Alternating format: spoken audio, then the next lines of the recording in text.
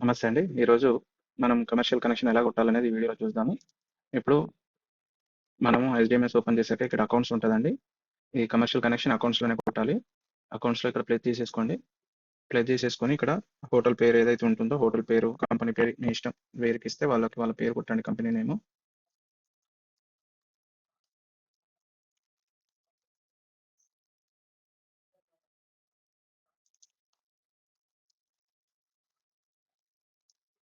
పెట్టేసి ఇక్కడ కాపీ కొట్టేసుకోండి ఇది. తర్వాత వాళ్ళ మొబైల్ నెంబర్ అండి.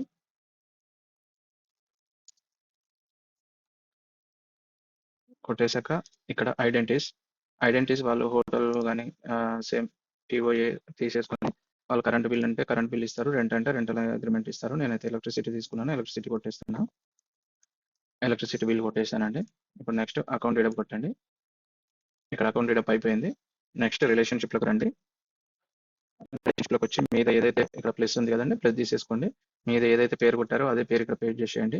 నెక్స్ట్ మీరు వాళ్ళ అకౌంట్ డీటెయిల్స్ ఏమైనా ఇస్తే మీరు ఇక్కడ అకౌంట్ బ్యాంక్ డీటెయిల్స్ కూడా మనం ఎంట్రీ చేసుకోవచ్చు. ఇక్కడ అకౌంట్ డీటెయిల్స్ లేవు అని అంటే ఇక్కడ మనం జీఎస్టీ నెంబర్ ఇస్తారు. ఈ జీఎస్టీ నెంబర్ కూడా ఇక్కడ మనం ఎంట్రీ చేసేసుకోవచ్చు వాళ్ళది. తర్వాత అడ్రస్ ఇక్కడ ఫిల్ చేసేయాలండి. అడ్రస్ మీరు ఫిల్ చేసేయండి. డైరెక్ట్‌లీ తీసేసుకొని నార్మల్‌గా కనెక్షన్‌కి ఎలా అయితే అడ్రస్ అది చేస్తామో అలానే మనం అది చేసుకోవాలి.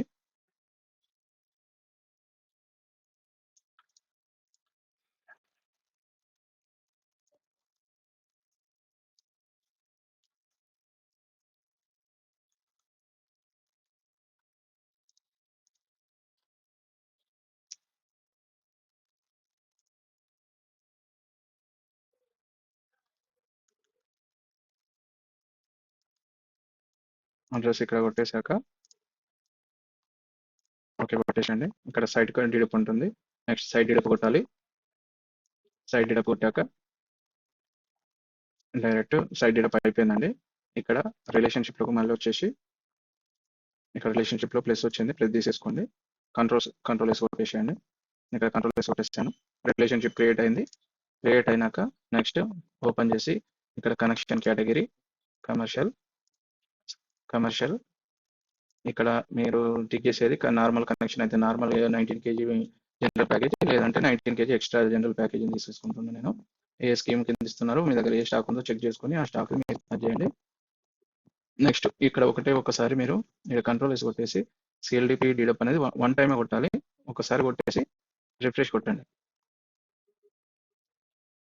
ఇప్పుడు డాక్యుమెంట్స్లోకి వెళ్ళండి. డాక్యుమెంట్స్లోకి వెళ్ళాక డైరెక్ట్ ఇక్కడ ప్లస్ వచ్చింది.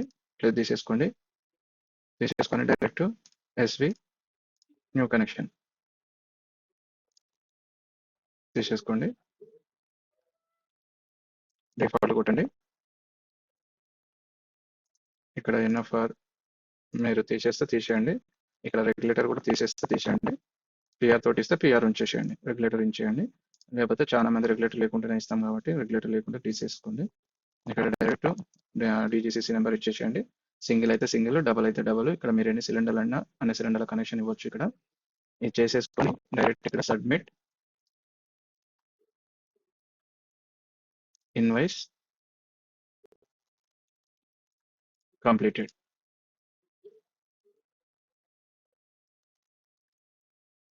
చూసుకోండి. ఇక్కడ కంప్లీట్ అయిపోయింది. డైరెక్ట్ మీరు ఇది స్క్రిప్ట్ ప్రింట్అవుట్ తీసేసుకొని ఇక్కడ ఇన్స్టాలేషన్ కూడా డన్ చేసేసుకోండి. ఓకేనా? ఇలా కమర్షియల్ కనెక్షన్ మనం కొట్టొచ్చండి.